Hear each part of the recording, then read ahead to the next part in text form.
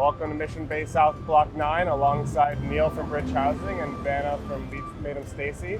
I'm Sean from HomeRise. Here we have 140 units of permanent supportive housing and a manager's unit. And with partnership with the city, we are very glad to bring more affordable and permanent supportive housing to Mission Bay.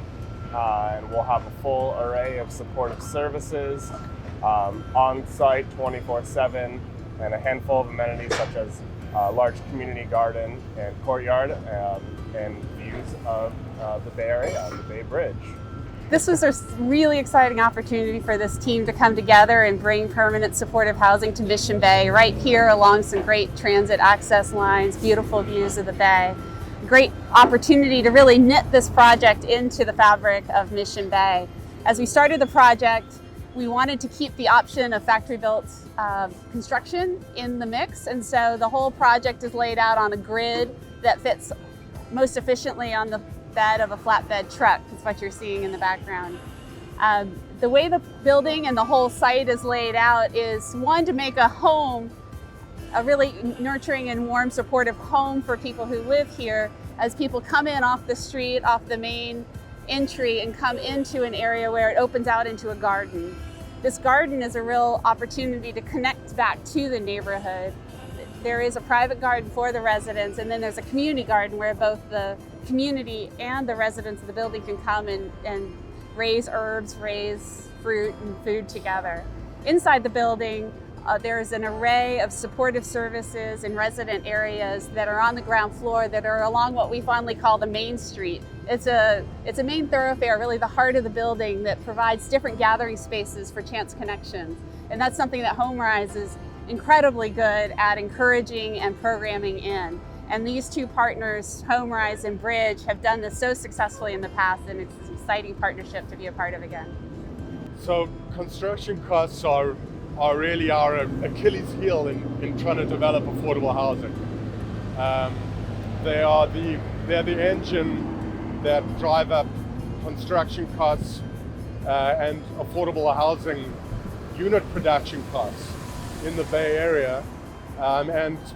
Bridge, we work all the way up the West Coast and down to Southern California. We're desperate, as are other affordable housing developers, to find innovative construction techniques that'll bring down construction costs and bring down the cost to develop affordable housing, which is in such short supply in this region. We're excited that this is our third modular construction project, and really excited to see the results, whether it proves itself to be more cost effective.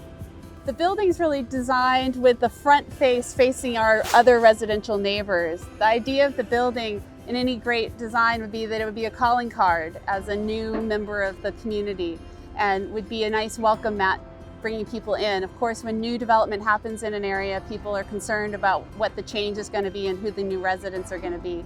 And a well-designed building can both be welcoming to the residents and to put a good face to the neighbors who are already in the neighborhood.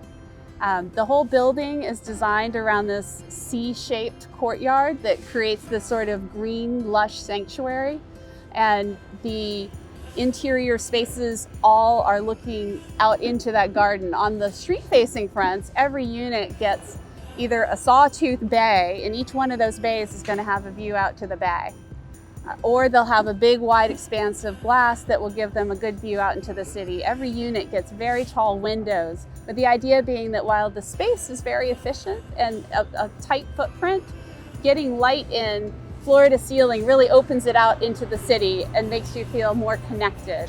That's another part of the design of the project, is really bringing connection within the community. So all the unit doors are clustered into groups of 4.